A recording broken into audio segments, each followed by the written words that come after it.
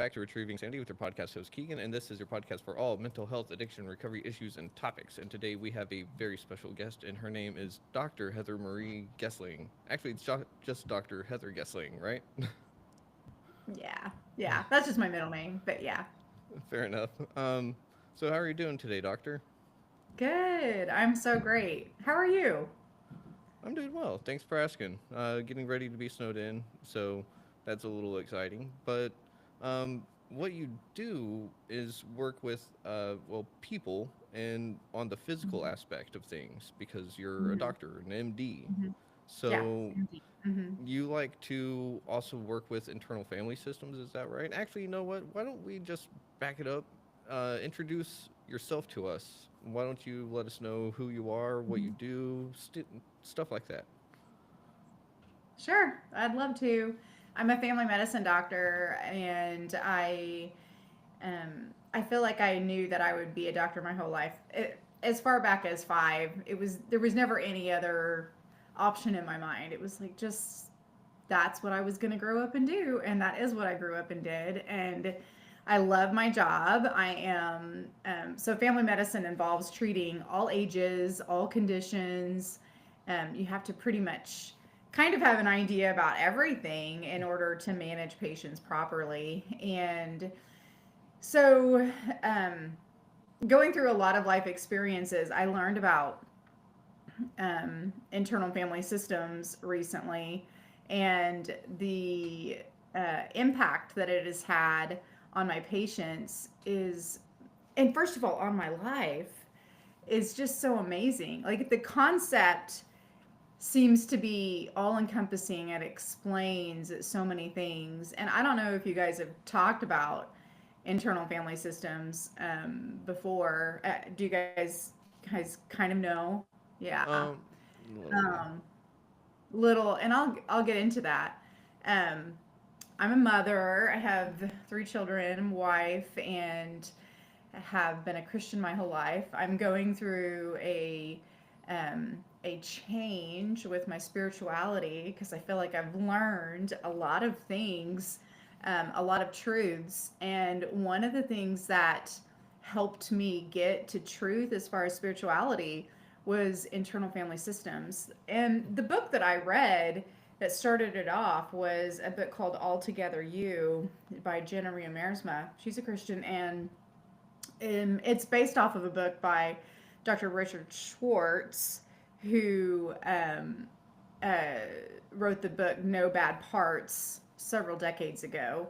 Mm-hmm. Um, and whenever I read the book, I had this epiphany of how much it explains things that have been attributed to more of a dichotomy of good and evil. So, and I have, historically always thought that there was good powers and evil powers. And I don't know that I only now believe in good powers, but the evil aspect in the past was sort of I think a cop out to explain, especially in religion, to sort of explain why people do harmful, bad things. But when I Mm-hmm. learned about internal family systems, which I'll kind of explain, when I learned about that, I realized that the concept of evil is really not what um, I believe to be true. I mean, I guess there's a small component of, well, people do harmful things, but to think that there is a big evil source like a Satan or a devil doesn't seem to make the same sense anymore, Mm-hmm. based off of internal family systems. The concept was created by Dr. Richard Schwartz several decades ago, the one that wrote the book No Bad Parts. And the concept is this. So we all have, um, first of all, at our core, our self, I would say our soul, you could even call it your intuition or your heart. You have your God image, and it's called, in the book Altogether You, it's called Imago Dei. But I think Richard Schwartz calls it self with a capital S. Mm-hmm. And then that's sort of at your core. Then you have layers above that, which involve multiple things. It involves your exile parts or your hurt parts. It involves all of these other parts that your mind, your ego creates in order to protect that hurt part or those exile parts. And these roles could be like your firefighter roles, sort of like the like lash out and may include violence or whatever in order to protect those hurt parts. Could be your manager role, protector roles, all of these coping roles that exist in order to help your um, yourself survive, your ego Mm-hmm. survive. And whenever you think about things that you do in your life, why you eat to help with emotional issues, or why you drink excess alcohol, or why you know have trouble with interpersonal relationships, or any of the things that people are hard on themselves about, why Mm-hmm. you sort of like shame yourself about, or why you or how you deal with those things that you think, oh, these are not good parts about me, or other people judge you for those things that you do, or you judge yourself for those things that you do. And really, in the book, the way to heal or not do those things that sort of self sabotage is to thank those parts, is to say, thank you, manager role or protector role or firefighter role. Thank you for protecting my hurt parts, but I don't need you anymore. And so instead of shaming yourself for the things that you do in order to survive, you you thank him. You thank those parts because those parts are just doing it to help you. And whenever you come to that concept of really no guilt, no shame, no condemnation, no self judgment, you come to more of a place of love and light and healing. And that healing can is so important. That mental healing is so important for physical healing. And whenever patients realize that, a lot of their things that they struggle with in life, anxiety or depression or other mood disorders or bad habits, are only sort of signs or signals or protection mechanisms, and they quit judging themselves and they love themselves, then they can start healing. Mm. Wow.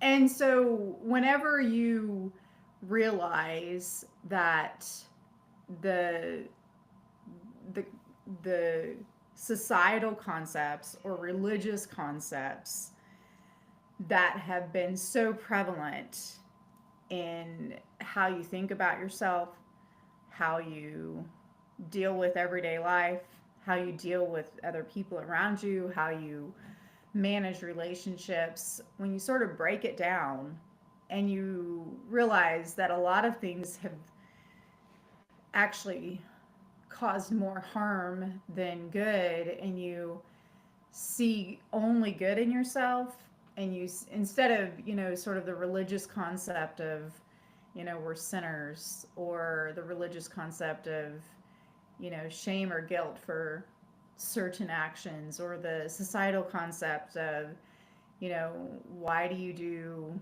why do you drink alcohol, or why are you doing drugs, when you look at it from a completely different perspective of those are mechanisms that myself is doing in order to you know get through, and Mm-hmm. you acknowledge it, validate it, thank it, it can help you break free from those harmful self-sabotaging habits. Hmm. Wow, that's really interesting. And uh, so the interfamily system, it's uh, essentially developed because of trauma. It sounds like, right? Um, Kind of. I think we all have it. Trauma plays big roles mhm. in sort of developing all of those inner parts or inner roles. Have you seen the movie Inside Out? Uh huh. So Yes. it's that. I mean, it's that. It's like when I saw that movie, I was like, oh my gosh, that's internal family systems. And so when you see like all of those different sort of divisions of her personality Mhm. and how they perceive their the input, how they perceive the situation, how they Mhm. perceive the data coming in, and how each of them can see it so differently and Mhm. have different plans of action, right? And so it's that. So internal family systems is basically Inside Out in a nutshell. You can go watch that movie and get a really good grasp of what it means to um, understand how all of those internal parts are trying to protect self. They're trying to protect the core. Mhm. And so, in with Inside Out, they have those core memories, right? Mm-hmm. And so those core memories, wouldn't those essentially be what shapes the perspective of self? And Yeah. therefore, it shapes the perspective of the well, uh, manager role per se, because Mm-hmm. the self was changed perspective, and then therefore, uh, the perspective got changed from within instead of from Yes. without. There's a really good example in one of the books. I can't remember if it's Altogether You or No Bad Parts. That gives that is a perfect example of what you're saying, and it's this really successful businesswoman came in for therapy, and she was just so driven. She was just so competitive. And they did this sort of deep dive into what that drive was from. Mm-hmm. And it was a memory. And when she remembered this certain event, it was like she became free, and she realized where this hardcore harmful, you know, Mm-hmm. drive to succeed had come from. And she was about, and I may not be telling the story perfectly, but I'll get the gist of it. She was about 8 years old, and Oh wow. she was at home, and she asked for a piece of cake or a dessert or something. Or it was an ice. I think it was an ice pop, and her mom said no. And but her sister got one, and Mm-hmm. she remembers being so traumatized by this memory of her being told no, she couldn't have one, but her sister got one. But the crazy part about this memory is that she remembers that defining moment as her not getting one and her sister getting one. But she didn't get the ice pop because she didn't eat her dinner. But it affected her for the rest of her life because of her perception of Mm. being denied, or having this competition between her sister, that her sister got the ice pop and she didn't, and it affected her for the rest of her life. But there was justification by mom. I mean, mom wasn't abusive. Mm-hmm. It wasn't an abusive situation, or what you would perceive as the mom doing anything harmful. But it almost like it traumatized her mind, and it was all because of that perception. Mm-hmm. And that's crazy because Yeah. it really is just perception based. Right. And so, uh, with internal family systems, is it the roles to change the perception that we're getting to self? Is Yeah. that So, the yeah, the job? deeper you get to self, the closer you get to truth. So, Mm-hmm. when you start, learning, how those memories have formed you or formed all of those roles. Not Mm-hmm. necessarily formed self, because self is core, self is your Mm-hmm. God image, self is your source. And so, but all of those roles have developed and become so powerful in your life, controlling your actions because of perception of events and memories. Hmm. So it's so strange that it'll sit there and do things to protect us, but at the same time, it'll stop us from seeing truth. Yeah, So, with internal family that's true. systems, uh, are we trying to get to see through all perspectives at once, or are we trying to essentially shift the perception from inside? You know, uh, I think you try and illuminate the action, the activity, what's going on, and illuminate the source of that mm, role. Like, mm, where is that coming from? What perception is it tied to? mm-hmm, What memory is it tied to?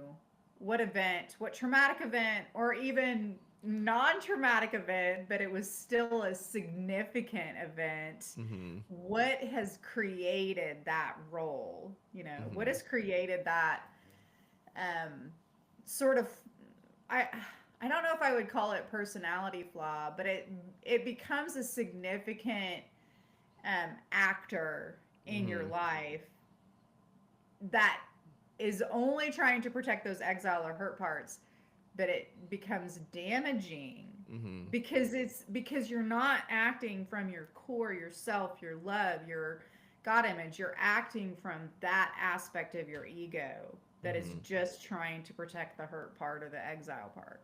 And you can have multiple exile parts. You can have mm-hmm. multiple hurt parts. And you have multiple managers, multiple firefighters, multiple protectors, and they're going to all do different things. Mm-hmm. Yeah, I love that because it sounds very similar to what Glenn Cohen has developed. He's developed a modality called neurological intelligence, Okay. and with what he describes in those, I actually interviewed him. I'll be interviewing him in a couple weeks actually for round two, but um, he calls them pods. So personalities of defensive or personalities of offensive or defensive strategies. Yeah. Um, and so essentially, he gets these categories and says, this is this pod, and this is what it likes to do to protect you. And Yeah. it sounds very similar. Very Uh, similar. and Yes. so he just kind of put names and actions to all these things so that his clients can know how to work with those aspects of self. Mm-hmm. So, with internal family systems, can you describe some of the roles for us? Because you've mentioned manager, firefighter, protector. What are Yeah. those? I mean, they sound almost straightforward, but at the same time, whenever Hmm. we're talking about our minds, we know that nothing is ever really straightforward. Yeah. Yeah. So those are like the main categories. So if you think about it, you think about like you you're sitting on a bus and you, that exile part is, you know, at the back of the bus, kind of all huddled up, and then inside the bus there's all of these different players, actors. You can imagine them, children on a bus, and some of them can be bullies, and some of them can be, you know, people pleaser.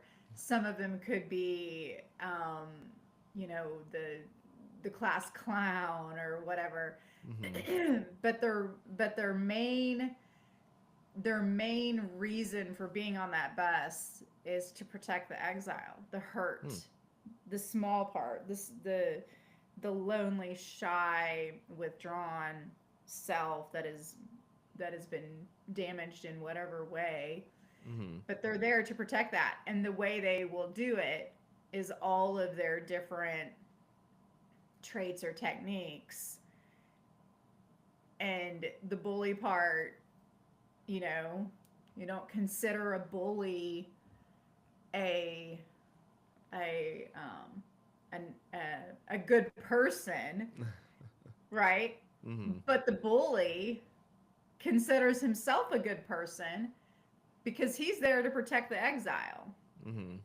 And so when you see it from that sort of perspective, you realize, well, the bully's a lovable thing. It's doing what it knows to do. It's doing what it's supposed to do. It's fulfilling its role, Mhm. you know? And so it helps people love each other. Mm. It helps you love yourself and it helps you love others because it changes your perspective about why people are doing certain things. Mm. You know, they lash out at you, but they're only lashing out because they have a hurt part and they're trying to protect it, or they're doing something that you consider to be super damaging or harmful, but they're only doing it because that's what that part knows to do. Mhm. And then when you and maybe you don't see, like, if the one of the roles, one of the protector roles, what if one of those ways that it protects the exile role is by being a people pleaser. Mhm. Maybe the people pleaser, is loved and accepted by those Mhm. around it, different than a bully, but still the people pleaser part is not the core. Mhm. It's not the self. It's not the Imago Dei. It's not the love aspect, the internal aspect. It's just the people pleaser part that's trying to protect that exile part. And so Mhm. you see all of these mechanisms that are displayed in humans in order to get through this world, survive. But there's so much more potential that a human can have when they're acting out of their core instead Mhm. of with these roles and managers playing the biggest part of their life. Mm. So how does someone get to getting to heal the exile part? If they're hurt, they can be healed, right? Yeah. Yeah. And so that exile part, you know, that's a really good question and makes so much sense because all of those other roles would have your ego would have such less of a need for them if your exile part's healed. Mhm. And so healing the exile part has to do with, some um, cellular memory, like some like healing Neuroplasticity those. almost. Say that again. Neuroplasticity almost. Well, yeah, yeah. Like you're exactly. So your cells are holding on to memories that have caused harm. Your Mhm. brain cells, even your body cells, are Mhm. holding on to those memories. And there's another book called The Healing Code, which really ties into this concept.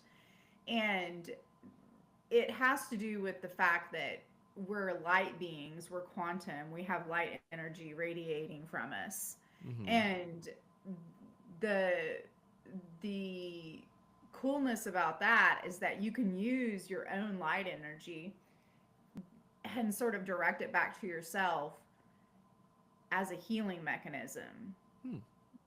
And when Interesting. you do, and there's these like techniques where you kind of, I think I think the analogy is kind of like, do spark plugs touch? I think you like when you don't touch yourself with your hands, you like kind of just direct that energy back, Mhm. and it kind of creates this arc of energy. But um, you can heal. You can use that light energy to heal yourself, and your body sort of knows Mhm. what needs healed. It kind of brings to your mind when you're meditating or thinking about, I need to heal these traumas, ex these events that have created these exile parts. When you think about it, memories start coming to the surface and you go through different sessions and you can start healing those memories. That's Mm-hmm. one way of doing it, which is, I think, beneficial because these exile parts, these hurt parts, you may not remember Mm-hmm. how they happen, right? You can't, Yeah. you don't know.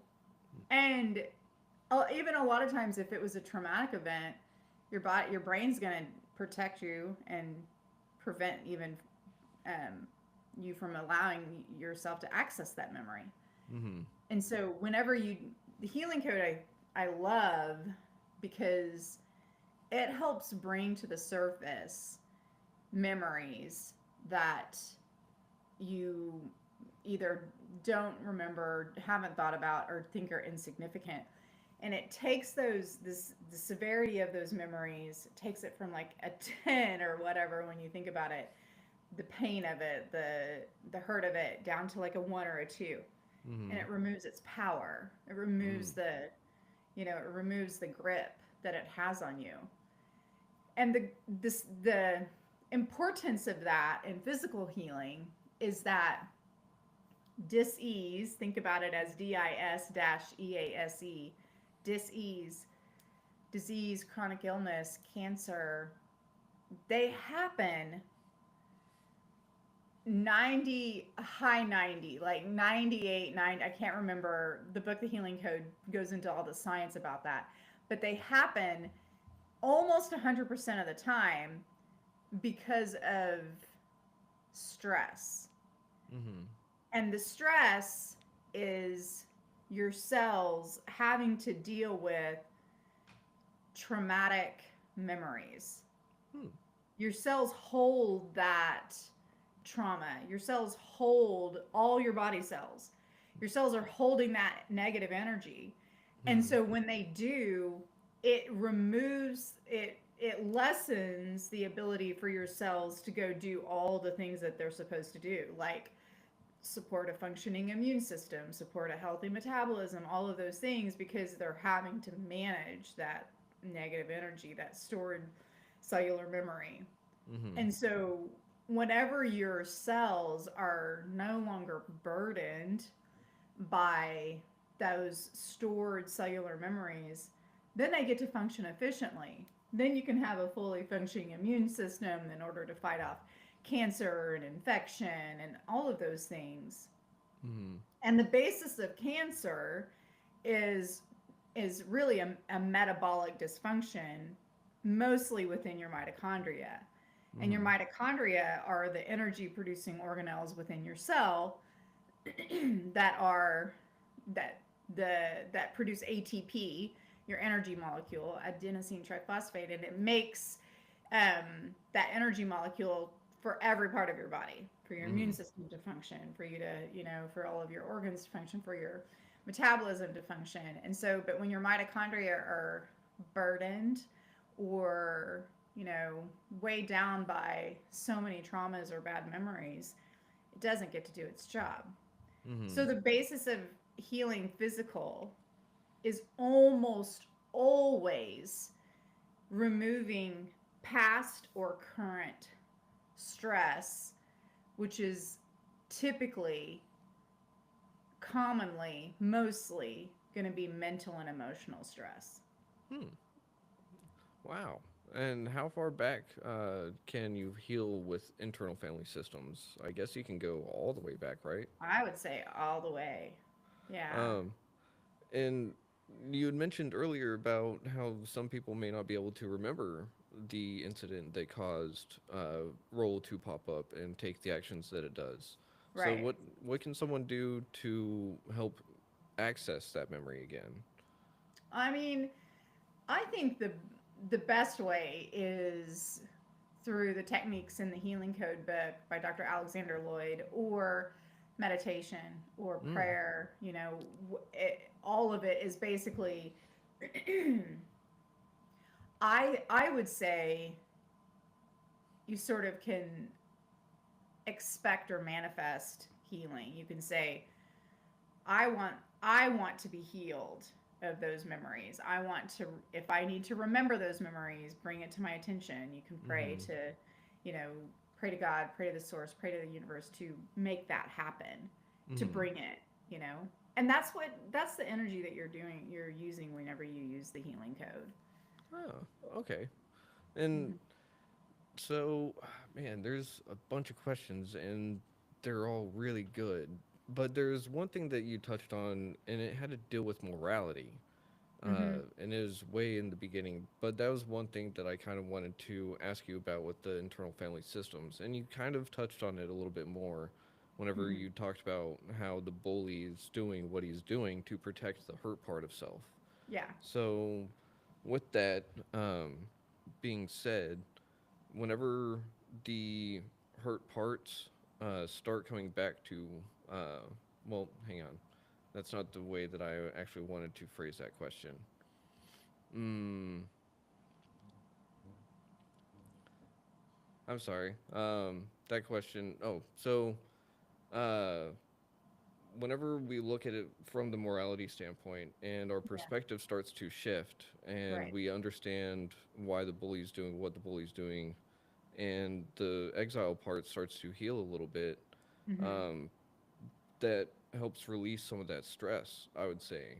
And Mm-hmm. that's also why that book is called No Bad Parts, right? Because Right. there's really no bad parts.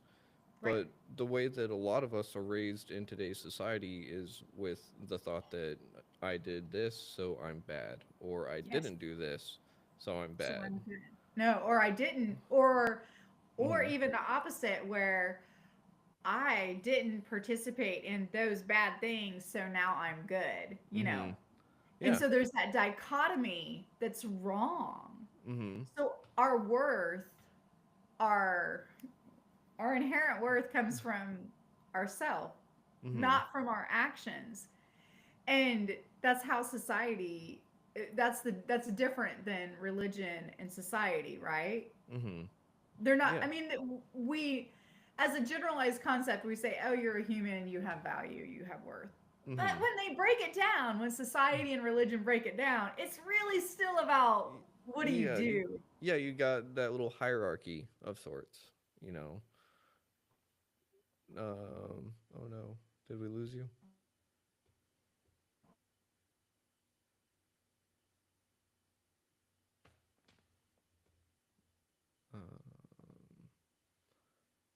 It looks like we are having technical difficulties. Everybody, hang on. Um, okay, I'm still recording on my end. I haven't gotten an error. Yeah. Um,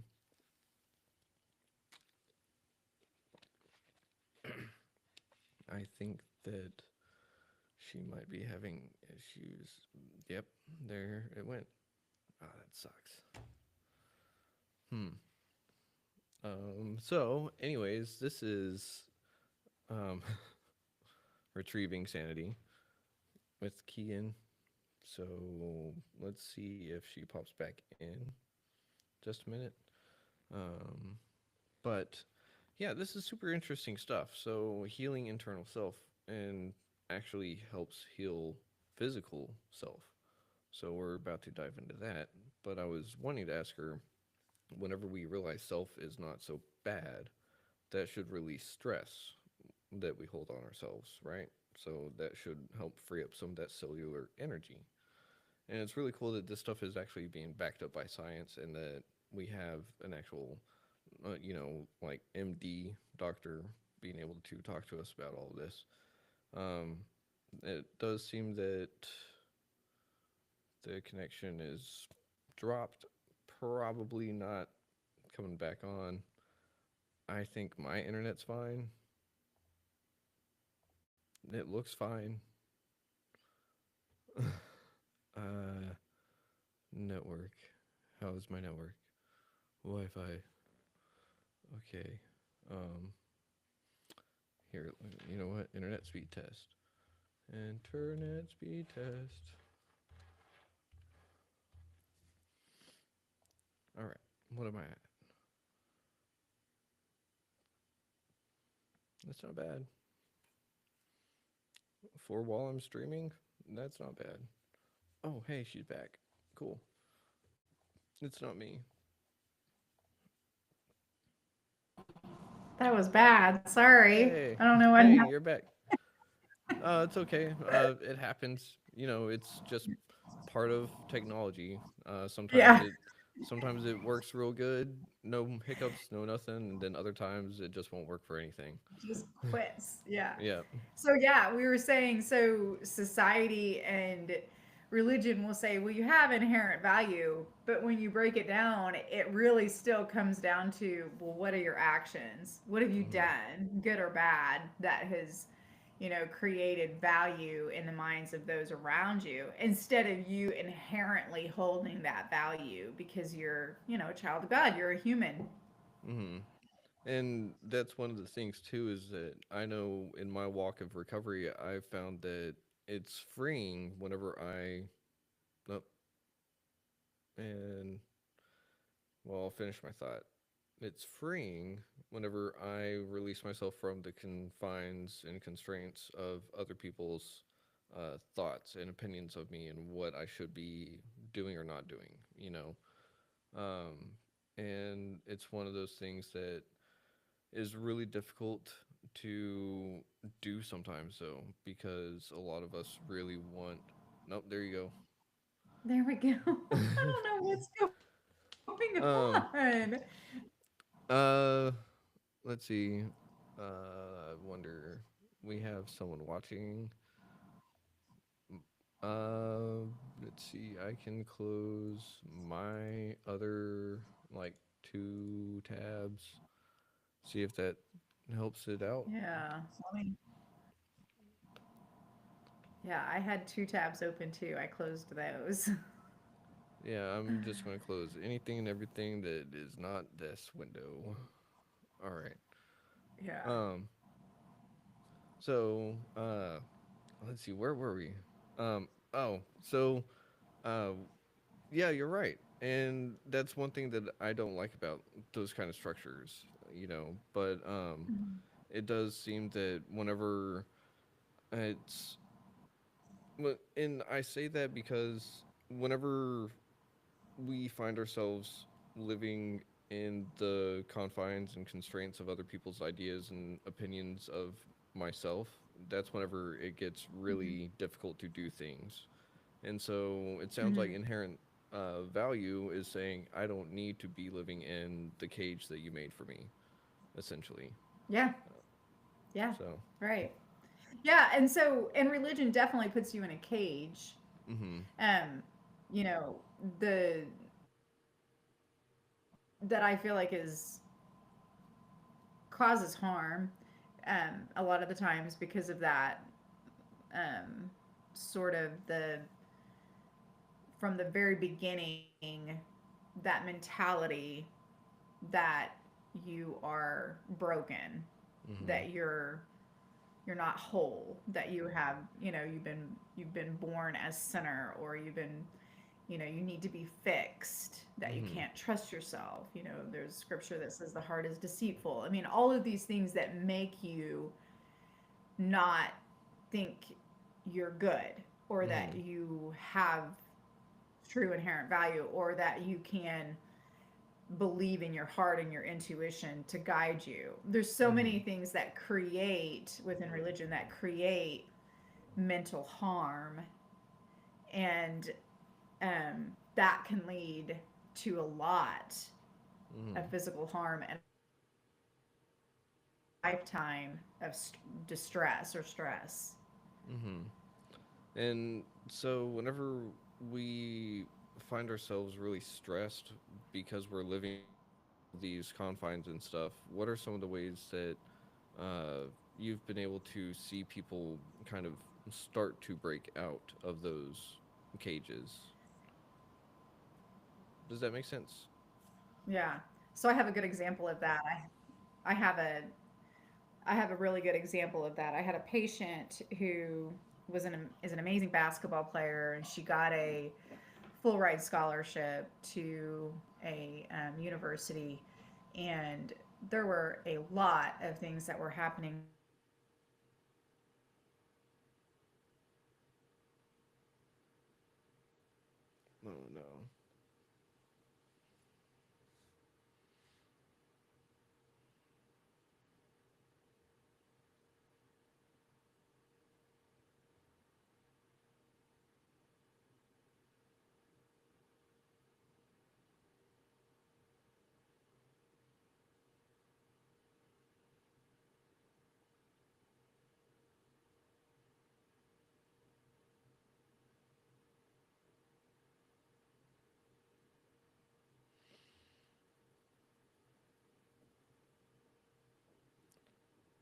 I think someone's internet just is not cooperating today, and I totally understand. It is a Wednesday. The week is almost over. Let it be over.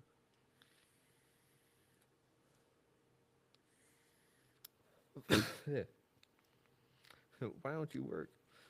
I know you're not good for me. I didn't say I'm in recovery from everything.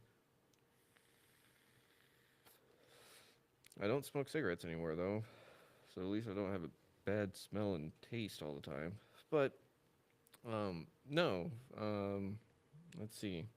I would love to keep this interview going, but I really, I will gladly keep going because we got like 20 minutes left. But I don't know if she's going to have to do this three, four, five more times. And I know that it's annoying for her to do it because I know that I would be annoyed with my computer if they were doing it because it's done it before, so I know the feeling. So, anyways, with that being said, I'm just going to chill here, and I'm just going to talk, and I'm just going to talk a little bit. Because also, part of me is a little worried that some of those moments where like she cuts in and out won't translate over. Sometimes they do, sometimes they haven't. Riverside's changed in in a good way, so I'm not really complaining. I'm just curious how this episode is going to turn out. Hmm. Well, I don't know if she's going to be coming back. I don't know. It's not on my end. I'm not getting the errors. Everything is smooth on my end. That kind of sucks. This was going to be, and that's another reason why, why? I hope that candle didn't burn the way that I'm afraid it did. I think it'll be fine. I think it's fine. I can't tell from here, but I think it's fine. I'm just going to wait. I am going to wait. If you're not okay with waiting around for Dr. Heather Gessling, then you can go ahead and go. Because I'm going to. She's my guest. So I'll wait. Go on. You can go for now. I'll let you know whenever she's back. Somehow. Not yet. She's not back yet. But that's kind of the thing. It's that with the internal family systems, part of us is doing things to other people that can seem like bad things, but in reality, it's because it's being protective. It's kind of like the whole relatable bad guy thing, or Maleficent, if you will. In the early Disney movies, she was this bad, evil character that was just out to destroy everything, evil fairy queen. But then, whenever they did the live action one, they said, "Oh, this is why she is that way," and it's like, "Oh, she's just doing her job," and it made people just absolutely love Maleficent and just go, "Yeah, I get it."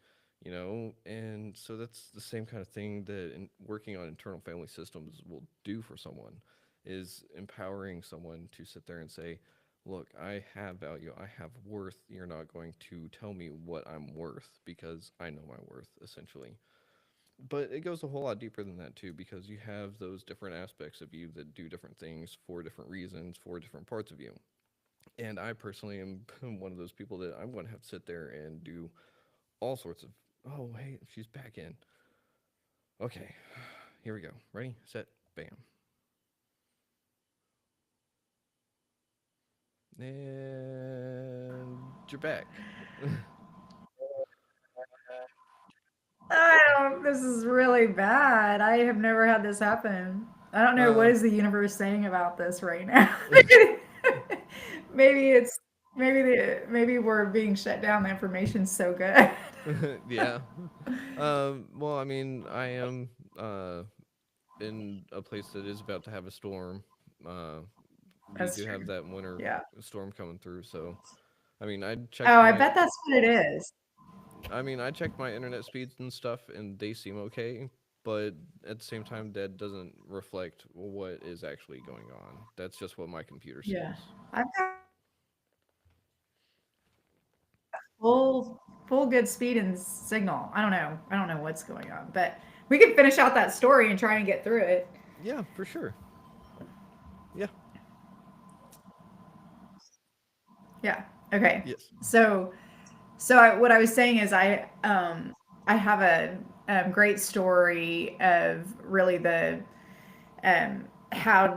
how to manage, when you get put in that box, and what is your, what is your way forward. But I have a patient who's a great basketball player, and she had a full ride scholarship to university, and she was having significant distress, significant, and she was having anxiety and mood issues, and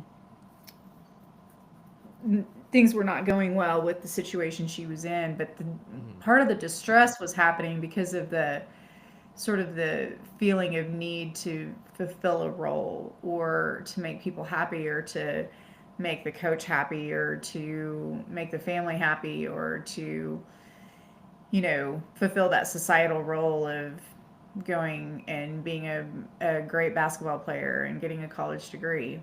Well, when she, was talking to me, and we were dealing with her issues, her emotional issues, her stresses, her anxiety, I said, your way forward, your path, the decision for you is right here. It's not here. It's not in what everybody else expects of you. It's not in what everybody, is telling you should do, or what you think other people think you should do, or your need to impress them, or please them. Hmm. It's right here. And I said, so what's right here? Tell me. I said, what's the first thought that comes when you think, what's in your heart? And she says, oh, I need to leave. Mm. She needs to leave. And I said, well, that's it. That's your answer. Hmm. Don't think about it anymore. Your mind's going to try and talk you out of it and say, but you can't leave. You have a full ride. You got to stick it out. You got to do this. That's what your mind's going to tell you. But yourself, your heart, is telling you what your answer is. And at that moment, and we were even on a telehealth, at that moment, you could just feel the peace. It was Mm. like, oh, everybody can breathe again. When she acknowledges what is right for herself, what is right for her, when she acknowledged that and let everything else go, including her ego and her mind. And so, and she did do that. She left. Mm. I talked to her mom a couple of days ago, and she's like, she is doing fantastic. She had multiple offers from other schools for basketball and full ride, and she's super excited about it and happy. Oh And wow. so you're gonna have those internal struggles, the anxiety, the depression, the mood, the bipolar, whatever, when you aren't being true to yourself, because it's going to be that constant back and forth where you're arguing, you're listening to the mind and the ego and all of those things that it's telling you to do, but your heart's saying another thing. And so you're going to have constant stress. And the reality of society today is that there is an extraordinary amount of pressure, Mm. extraordinary amount of pressure to succeed or fulfill certain roles, societal roles, life roles, religious roles, family roles, career roles that may not be true to you. And so Hmm. when you're submitting to those roles, those needs, those pressures of those around you, you're going to have incredible issues with anxiety or depression or whatever, because you're not aligned. Hmm. Wow. Well, I'm really glad that your patient was able to find other scholarships and stuff like that because that is awesome. But Yeah, it's crazy what listening to herself was able to do for her. And exactly. uh, I think that that's interesting that that was the first thing that she said too. Like she already knew it. She was just fighting it the whole time and didn't want Fighting to it. say it for some reason. And I think Hmm. we all have little bits of those pieces of us. And I mean, we're talking about it, so of course we all have little bits of us that do. Um, and so I guess it's just kind of like we got to listen to ourselves a little bit more sometimes, right? Yeah, and you know what? When you're growing up, I mean, I'm sure people have parents that might teach that better than other Mm-hmm. parents. But do you really, I mean, I didn't get taught that. I didn't get Mm-hmm. taught listen. Listen to your heart, listen to your intuition, listen to yourself, your inner self. Listen to the God that's inside of you. I never got Mm-hmm. taught any of that. And so if you do that, I think you can save yourself so much trouble, so much heartache, so much stress because your heart's not wrong. So if you're Mm-hmm. following it and it knows, right? It's this eternal thing. And so it knows your future, it knows your past, it knows things that you don't. And so when you're listening to it, man, you could save yourself a lot of trouble. Man. It sure does sound like it because it sounds like a lot of the things people don't want to do at first, whenever they end up doing it, it is what makes them feel better. Mhm. And I don't know if that's necessarily what every family system is going to, healing is going to look like. And of course it's not because everyone is a little bit different. But Mhm. it does seem that that's going to be an interesting thing to keep an eye out for, though. Yeah. I think when you get really good at so when you strive to learn what's happening in your mind and the parts that are in your mind, your ego parts, Mm-hmm. and you've identified them and see what roles they're playing and what hurt parts they're covering or protecting, then it helps you identify yourself so much more clearer. Because then you Mm-hmm. can act out of your heart, act out of your yourself instead of because once you've recognized all those roles and you're like, oh wait, I'm not gonna I'm not gonna do that role again, that didn't work out for me so well, so I'm gonna tell that role thanks but not today, right? Mm-hmm. You're just gonna say, no, we're not doing that again. Mm-hmm. You've done a good job of trying to protect me, but I'm good now. I'm gonna act from my heart instead of my ego or my mind because Mm-hmm. it works out better for me. That's so interesting. So it's Yeah. almost like a person has really like their brain, their gut intuition, and then the heart. So like three different Yeah, and wisdoms. I kind of consider the gut intuition and the heart the same because I feel like Mm-hmm. well, your gut is kind of like your solar plexus. It's your, Mm-hmm. that sort of, energy center. And so I feel like you, a lot of times that intuition, that gut intuition is going to be the same as your heart. Mm-hmm. Yeah. And I mean, isn't it true that they do talk to each other too Yeah, somehow? they totally do.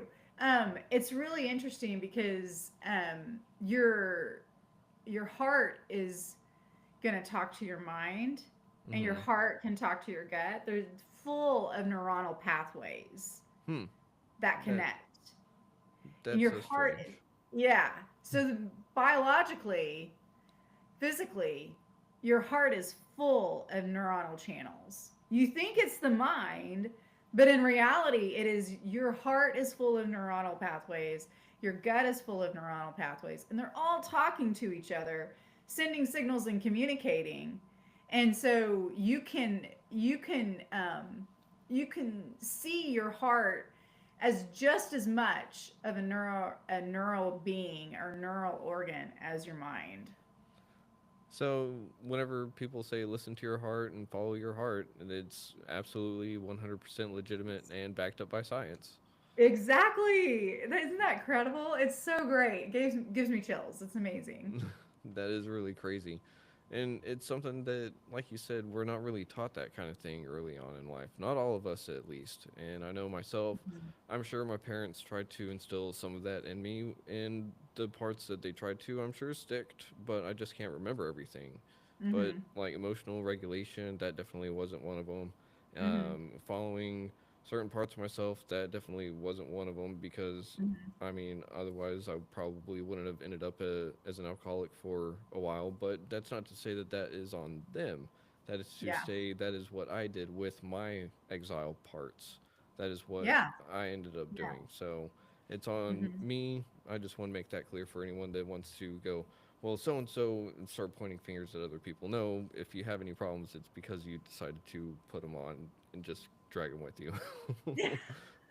So, Yeah, um, and the lessons that you can learn from each of those parts of your life though is still really good, mm-hmm, no matter what you go through, you should just think, what am I learning, and not mm-hmm, judge whatever was going on in your mind, your ego, yourself that created the years of drinking.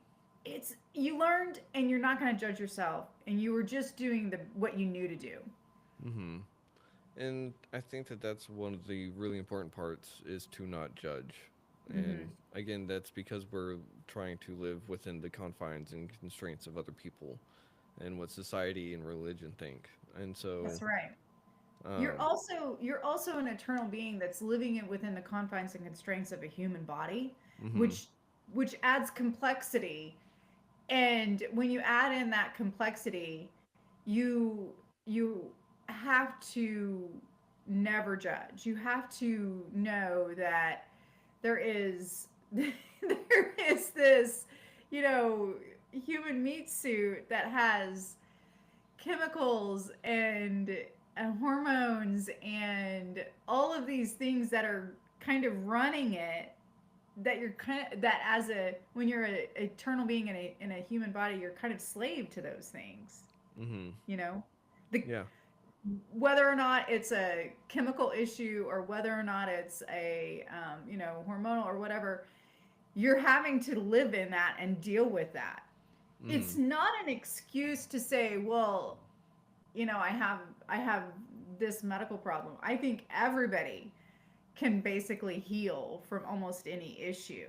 mm-hmm, But it is something to always, sort of keep in mind. I think you can get to a point where you are able to transcend more and more the effects of the human body on your eternal self. I think you can kind of learn how to transcend it, mm-hmm. but it takes practice. Yeah, and it would take a lot of practice because we've had so many years just reinforcing all those bad habits or patterns and aspects. Right. Yeah. So, and I think Yeah. that that's one thing that keeps a lot of people from trying to help better themselves is because it takes that time. And we're all people that want that quick fix. Um, Yeah. we definitely want that instant gratification. So, Hmm. Yeah, um, and to get to the point where you're an sort of a higher level loving being, spreading light and love, you got to get to the point where you recognize your heart, you're acting out of love, you're acting from that heart center in all of your actions, and mhm. it will heal you and transform you. And that's so crazy that it can just do that. And we're not speaking on just a uh, metaphysical sense of sorts. We're actually speaking on there's scientific evidence that as you heal this kind of stuff, you actually do get better. Yeah. Well, So you raise your vibration. mm-hmm. And And raising when your you're at a higher level vibration, you're going to have less disease in your body. mm, that's really interesting stuff. Um, and there's a lot more to talk about with this subject. But we are getting close to the end of this episode. Uh, but can I ask for you to come back on the show again at some point? Heck yeah. Absolutely. Awesome. Sweet. Well, real quick, do you have any shout outs that you like to do for yourself? Or any books that you may have written or anything like that? Well, my website is gesslingfamilywellness.com. If you're in the state of Missouri, more than happy to um, help you. if you want to be a patient. And I have 3 clinics in the state of Missouri, Oh lots of wow. amazing technologies that I use for healing. And so there's that. And then I'm on, the social media. I'm at H Gessling on Twitter, Heather Gessling on Facebook. I think Instagram is Heather Gessling MD. So you can hit me up any of those places. Sweet. Well, I appreciate it. I know we'll be in touch so that we can set up our next interview. Oh, Interview. I do have one shout Yeah. out. Okay. So there's a book that just got recently got sent to me in the mail called The Manifesting Mind, written by Stephanie Perucci. Hmm. Um, and she acknowledged me in the foreword, and I didn't even know I was going to be included, but she sent it to me in the mail a few weeks ago. So grab that book. It's really good. Oh wow, that's awesome. Never heard of someone getting a shout out in a book that they didn't know they were going It to get a just shout showed out up in. in the mail. I'm like, this is awesome. That's Yeah. really cool. Well, I can't wait to have you back on the show. And in Thanks, the Ethan. meantime, uh, I just hope that you have a wonderful rest of your day. Well, it's actually evening while we're recording this. But everyone else is going to be listening to this in the morning. So I hope you all have a wonderful rest of y'all's day. And I thank y'all for listening on WDJY 99.1 FM. And Dr. Heather, is there anything else that you would like to add before we end this episode? Nope, I don't think so. Thanks for having me. I hope you don't get too much snow. Stay safe. Of course. You stay safe as well. And um, yeah, I can't wait to see you in the near future. Yeah, same here. Take care. You as well. Inshallah. Oh, I didn't mean to do that. I wanted. Did she